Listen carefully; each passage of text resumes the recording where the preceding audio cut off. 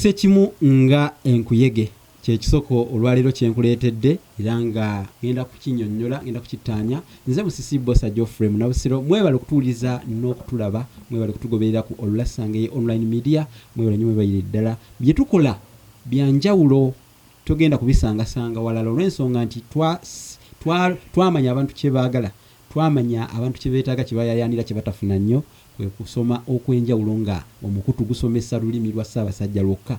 Ensonga lwaki Olulasangeye luno we luli. N'olwekyo naawe ky'oba okola aluwa amaanyi ng'osubscribinga, osharinga, olikinga, okomentinga.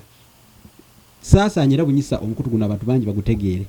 Ekisoko kyenkuleetedde olwaleero kiyitibwa okussa ekimu nga enkuyege. Kino lwaki bajjajjaffe baakikozesa, lwaki baakitandika, kyajja kitya? Enkuyege buwuka butono bubeera mu kiswa naye bukolagana nnyo. Enkolagana eyo gye bulina kwe bayita okussa ekimu. Kale n'abantu ekisoko kino bajjajjaffe baayagala bakolaganenga bw'olaba enkuyege bwe zikolagana.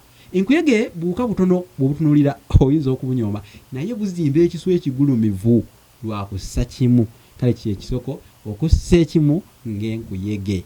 Kale bannange musse kimu bwe muba nga muliko ebintu bye mutwalaganye eyo bye mukola oba emirimu gye mukola, musse kimu nga zo olwo mujja okutuuka ku buwanguzi, kubanga nazo olw'okussa ekimu buli kimu zikolera wamu zizimba ekiswa ekigulumivu bwe kiti ne weewuunya n'okwewuunya naye nga kubeera omuzungu akiyita togetherness, kubanga era bagamba nti united we stand, divided we fall. Katukome wano olwaleero.